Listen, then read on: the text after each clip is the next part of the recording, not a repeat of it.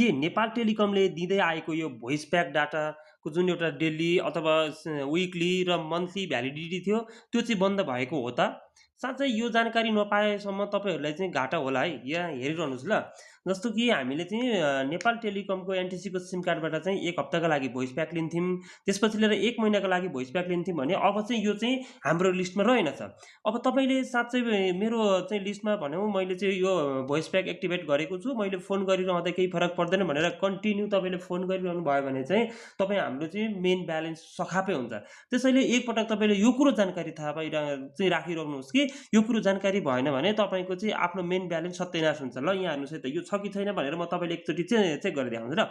जस्तो हामीले चाहिँ यो चाहिँ आफ्नो भोइस प्याक हामीसँग छ कि छैन र अब यो कुन कुन प्रोग्रामहरू छ भनेर हामीले चेक गर्नको लागि सबैभन्दा पहिला *1415*9 # डायल गरौँ। त्यसपछि यहाँनिर थाहा हुन्छ। अब यहाँ हेर्नुहोस् है, यहाँनिर रनिङ भइरहेको छ।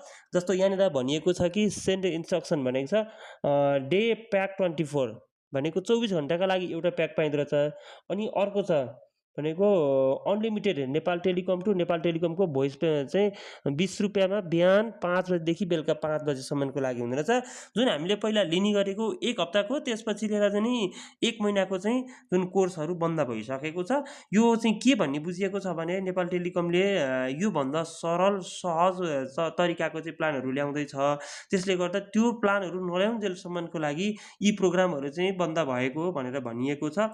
जस्तो अब तपाईँहरू हामीले जहिले चेक गरिरहेका हुन्छौँ। मसँग अब कति बाँकी छ त्यो पनि अब हामीले चेक गर्नु पर्यो भने *1415*55# कलिङ हैन।